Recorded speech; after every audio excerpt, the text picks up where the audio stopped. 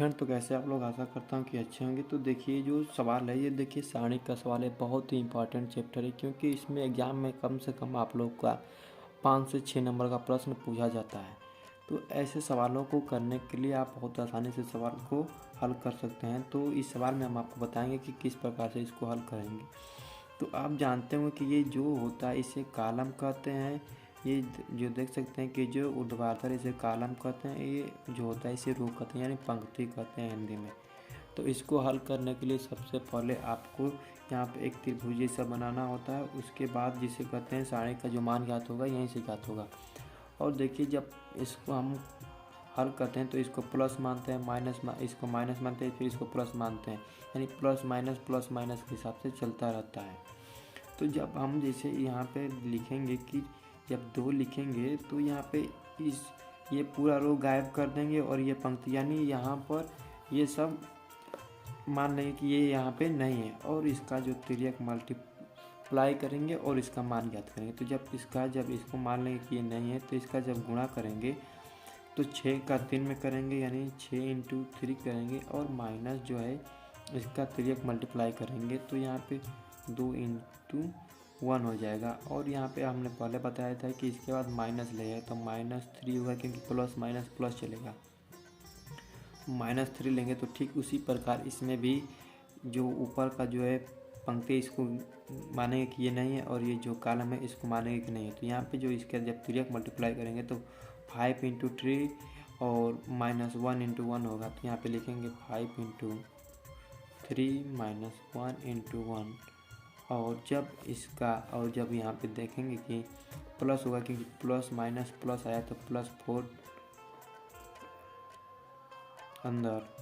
तो यहाँ पे देखिए आप देख सकते हैं कि जब यहाँ पे ये गायब हो जाएगा तो यहाँ पे 5 इंटू 2 -6 इंटू 1 होगा। तो 5 इंटू 2 -6 इंटू 1।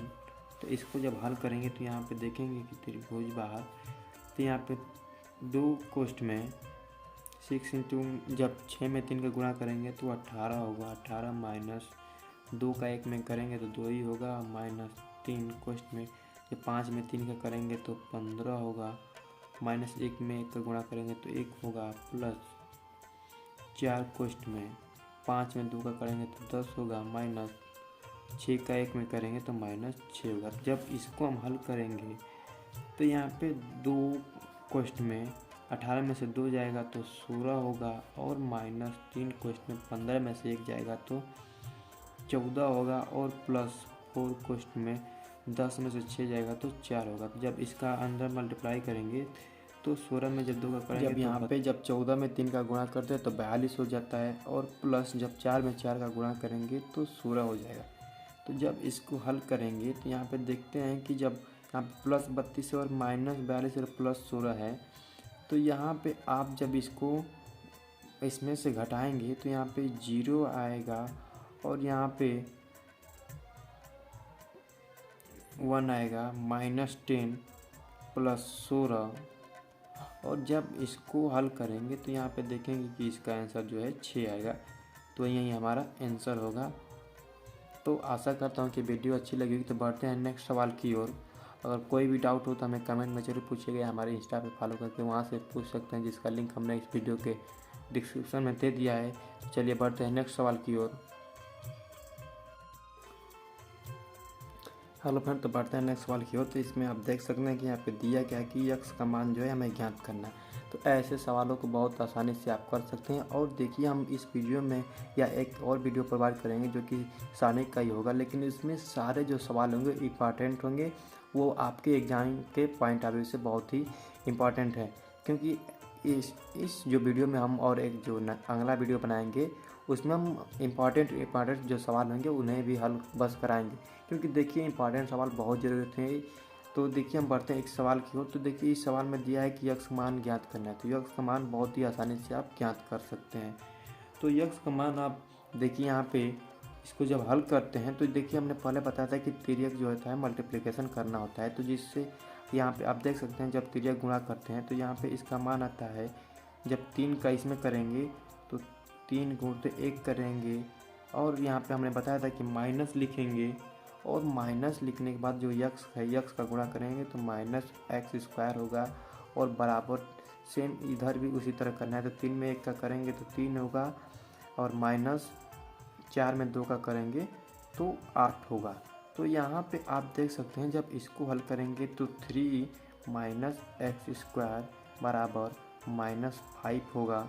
और जब देखिए यहाँ पे 3 उधर जाएगा तो माइनस एक्स स्क्वायर बराबर माइनस 5 माइनस 3 हो जाएगा। और यहाँ पे आप देख सकते हैं कि एक्स स्क्वायर बराबर माइनस 8 होगा। तो यहाँ पे आप देख सकते हैं कि माइनस दोनों हो रहे, तो इसको आप हटा सकते हैं। तो एक्स स्क्वायर बराबर जो आपका मान 8 आया है, तो इसको हल करने के लिए आप जानते होंगे कि एक्स स्क्वायर बराबर 2√2 कर सकते हैं, क्योंकि यहाँ पे आप जानते होंगे कि जब 8 है उसका लघुत्तम समापवर्त लेंगे तो 2 लेंगे तो यहाँ पे 4 आएगा, फिर 2 लेंगे तो यहाँ पे 2 आएगा, फिर 2 लेंगे तो यहाँ पे 1 आएगा। तो जो यहाँ पे पेयर बनता है तो यहाँ पे 2 का एक पेयर बना, और जो जिसका पेयर नहीं बना उसको अंडर में 2 लिखा जाता है। तो ठीक इसी प्रकार यहाँ पे एक्स स्क्वायर बराबर 8 है, तो यहाँ पे एक्स बराबर, गलती हो गई, यहाँ पे एक्स बराबर 2 अंडर रूट में 2 कर सकते हैं। तो आशा करता हूँ कि ये भी सवाल समझ में आया होगा। अगर कोई भी डाउट हो तो हमें कमेंट में ज़रूर पूछते रहिएगा।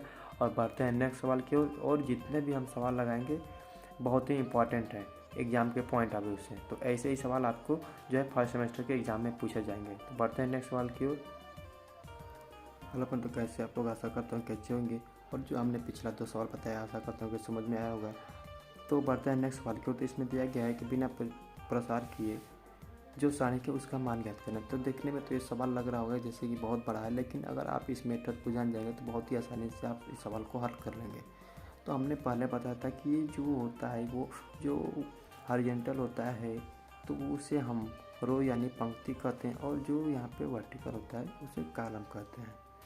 तो आप जानते होंगे कि जो कॉलम ये होता है C1 C2 C3 होता है, तो C1 की जगह पे हम C1 प्लस C2 या C2 प्लस C3 कर सकते हैं, और R1 की जगह पे R1 प्लस R2 या R1 प्लस R3 भी कर सकते हैं। तो ऐसे सवालों को हल करने के लिए आपको ये सब जानना बहुत ज़रूरी होता है। तो बढ़ते हैं नेक्स्ट सवाल की ओर। और आपको हम पहले बता दें कि देखिए नोट होता है कि जिस सारणिक में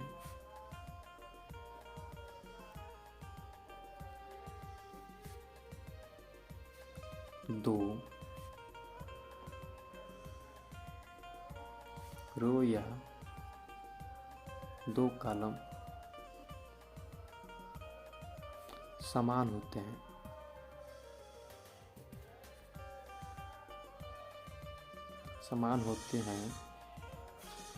तो उस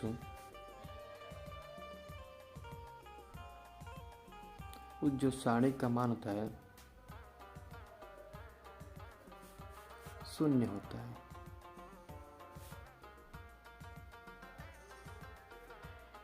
यानी जो कोई भी सारणी हो उसकी 2 रो या 2 पंक्ति हैं जो वो समान होंगी।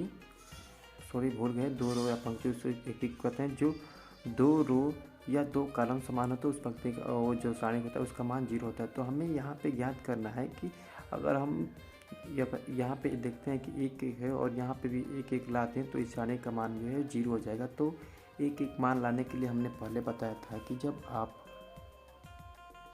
R1 की जगह पे R1 प्लस R2 या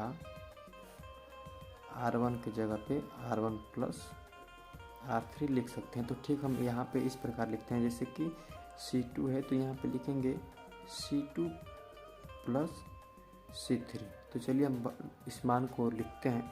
तो जब इस मान को हम लिखते हैं तो पहला जो कॉलम है वहाँ पे 1 है, और यहाँ पे देखिए ए है जो है C1 की जगह पे, अरे C2 की जगह पे, तो C2 की जगह पे 1 है। और जब C3 को हम इसमें जोड़ते हैं तो A plus B plus C हो जाता है। और यहाँ पे B जब दिया हुआ है तो यहाँ पे C प्लस A है, तो यहाँ पे भी आप इसे जो सही क्रम है उसमें आप लिख सकते हैं A plus B plus C।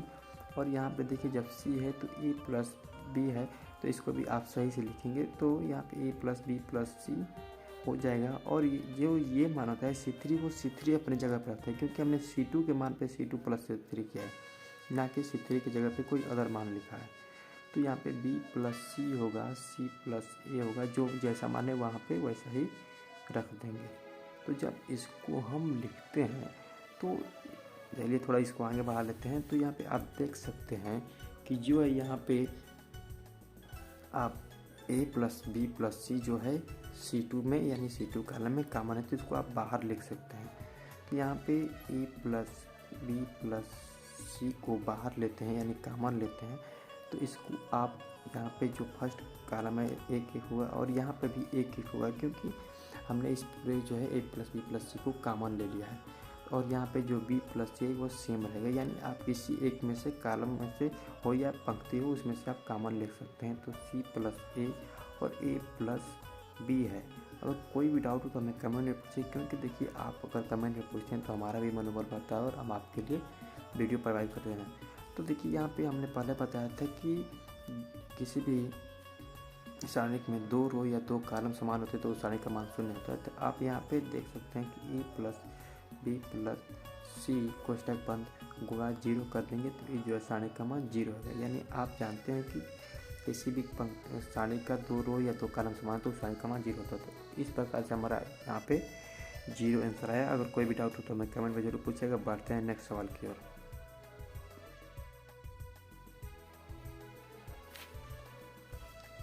Hello friend, तो बढ़ते हैं नेक्स्ट सवाल की ओर। तो यहाँ पे आप देख सकते हैं कि दिया हुआ है कि इस निम्न समीकरण को हल करें। यानी यहाँ पे आप देख सकते हैं कि दिया गया है समीकरण 2x plus 3y plus 4z बराबर 0 और दूसरा है x plus y plus z बराबर 0 और तीसरा है 2x plus y plus 3z equal to 0।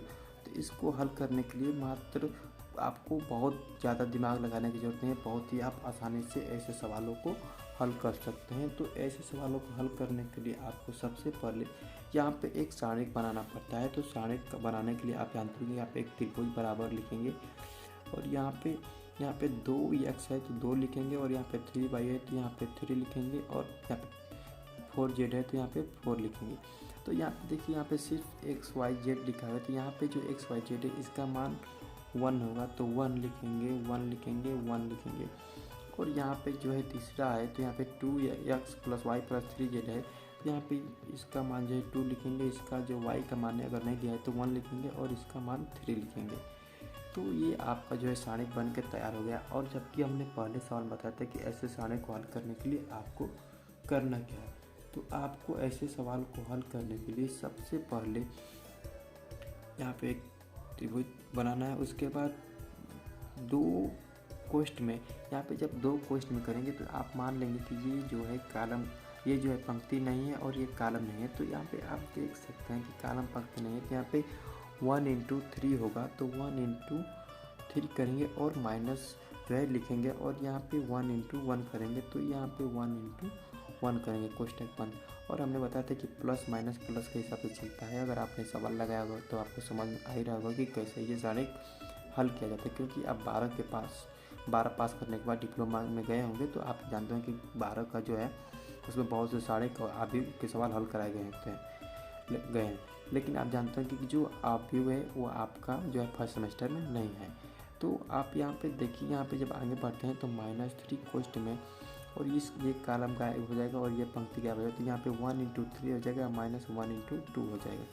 तो यहाँ पे 1 इंटू 3 करेंगे और -1 इंटू 2 करेंगे और प्लस जो है यहाँ पे 4 लेंगे और कोष्ठक में जब ये पंक्ति नहीं है और ये कॉलम नहीं है तो 1 इंटू 1 -2 इंटू 1 करेंगे। सबसे पहले ये जो है यहाँ पे गुणा करके और माइनस यहाँ पे यहाँ करेंगे।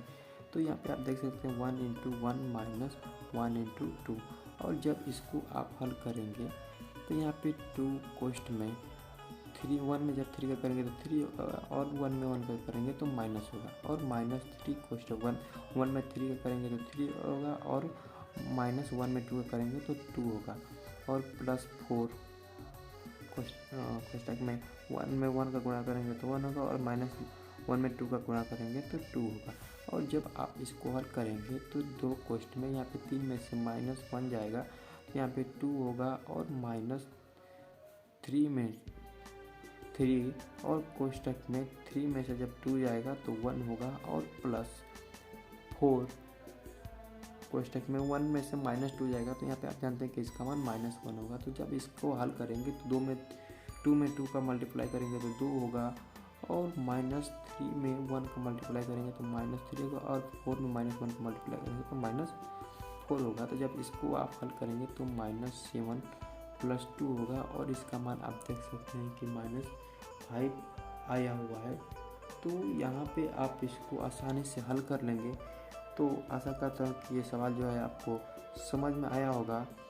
तो बढ़ते हैं नेक्स्ट सवाल की ओर और कोई भी डाउट हो तो आप हमें पूछ सकते हैं। तो चलिए मिलते हैं नेक्स्ट सवाल में। हेलो फ्रेंड, तो बढ़ते हैं नेक्स्ट सवाल की ओर। तो आशा करता हूँ कि पिछला वाला सवाल आपको समझ में आया होगा। तो चलिए बढ़ते हैं नेक्स्ट सवाल में। तो इसमें दिया गया कि यदि यहाँ पे यदि लिखा हुआ है, यदि W यानी ये W नहीं है, इसको ओमेगा कहा जाता है, W जैसे आकार का बनता है। यदि ओमेगा इकाई का काल्पनिक घनमूल हो तो सारणिक 1 omega omega square omega omega square 1 omega square 1 omega का मान ज्ञात कीजिए। तो सबसे पहले आपको हम ये बता दें, ये नोट होता है कि आप जानते होंगे कि या नहीं जानते होंगे, लेकिन आपको हम बता दें 1 प्लस ओमेगा स्क्वायर का जो मान होता है वो 0 होता है। तो इसको आप देख सकते हैं कि हम C1 की जगह पे या C2 की जगह पे कहीं भी अगर 1 प्लस ओमेगा स्क्वायर करते हैं, 1 प्लस 1 सॉरी भूल गए बताने के लिए, यहाँ पे जब आप इसको जोड़ेंगे यानी C1 की जगह पे C1 प्लस C2 या और C3 करेंगे तो यहाँ पे आप आराम से 1 प्लस ओमेगा स्क्वायर आपको मिल जाएगा। तो आप किसी भी पंक्ति में रख दें या कॉलम में रख दें। तो हम यहाँ पे सबसे पहले इसको हल करने के लिए यहाँ पे एक त्रिभुज बनाएंगे। त्रिभुज बराबर यहाँ पे लिखेंगे 1 ओमेगा स्क्वायर ओमेगा स्क्वायर 1 और ओमेगा स्क्वायर 1 ओमेगा। और यहाँ पे हम लिखेंगे चूँकि हम C1 की जगह पे लिखेंगे C1 plus C2 plus C3। और यहाँ पे आप जानते होंगे कि C1 plus C2 plus C3 लिख सकते हैं या C1 की जगह पे C1 प्लस C2 भी लिख सकते हैं। लेकिन हम देखते हैं कि जब C3 को भी ऐड कर देते हैं इसमें तो इसका मान जो है 1 प्लस ओमेगा स्क्वायर हो जाता है। तो इसका मान आप देख सकते हैं 0 आएगा। तो चलिए इसको हम जोड़ते हैं। तो इसका मान देखते हैं 1 plus omega square 1 plus omega square 1 plus omega square. और यहाँ पे C2 और जो C3 है उसका मान सेम रखेंगे। तो इसको हम सेम उसी प्रकार से लिख देते हैं।